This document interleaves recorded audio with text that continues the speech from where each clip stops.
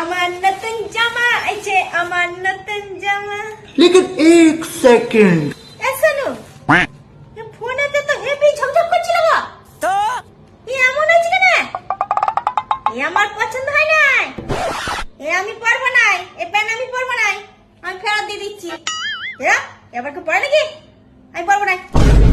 ये भगवान क्या जुलुम है। তুমি তো তাও ফেরত দেওয়ার অপশনটা পাইছো, আমি তো 13 বছর ধরে সেই অপশনটাও খুঁজে পাই নাই।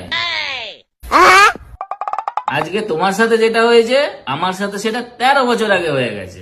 আমাকে যখন দেখিছিল তখন হেভি ঝকঝক করছিল, ঘরে আনার পর আরো বেশি ঝকঝক করছে।